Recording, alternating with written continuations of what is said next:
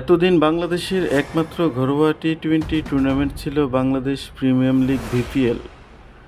তবে এবার সে চিত্র বদলাচ্ছে। টি-টোয়েন্টিতে ক্রিকেটারদের প্রস্তুতি সুযোগ বাড়াতে নতুন টুর্নামেন্ট নিয়ে আসার ঘোষণা আগেই দিয়েছে বাংলাদেশ ক্রিকেট বোর্ড বিসিবি। এবার জানা গেল সেই টুর্নামেন্ট শুরুর দিনক্ষণ। গত মঙ্গলবার মিরপুরে গণমাধ্যমের মুখোমুখি হয়ে বিসিবির chief coordinator of program Minhajul Abedin Nannu নতুন টি-টোয়েন্টি টুর্নামেন্ট নিয়ে বলেন, হাই পারফরম্যান্সের অনুশীলন চলছে, সঙ্গে টাইগার্সের প্রোগ্রাম চলছে। এটার সঙ্গে কিছু কাজ করছি এনসিএল অর্থাৎ জাতীয় লিগ নিয়ে।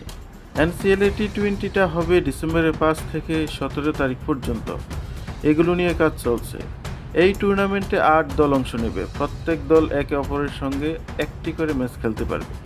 সেই হিসেবে প্রতি দল মোট 7টি করে ম্যাচ পাচ্ছে। ফাইনালিস্ট 2 দল পাবে 8টি ম্যাচ। টুর্নামেন্টটি হবে মোট 29 ম্যাচ। আগামী জানুয়ারিতে মাঠে গড়াতে পারে বিপিএলের পরবর্তী আসর। যদিও এই ব্যাপারে এখনও বিস্তারিত কিছু জানা যায়নি। তবে বিপিএলের আগেই নতুন ঘরোয়া টি-টোয়েন্টি টুর্নামেন্টের পর্দা উঠবে। সদ্য সমাপ্ত টি-টোয়েন্টি বিশ্বকাপে বাংলাদেশের সুপার 8-এ পৌঁছালেও বেশিরভাগ ক্রিকেটাররা পারফরমেন্স নিয়ে সমর্থকরা হতাশ। টি-টোয়েন্টি ফরম্যাটে ক্রিকেটারদের ধারাবাহিকতার প্রকট।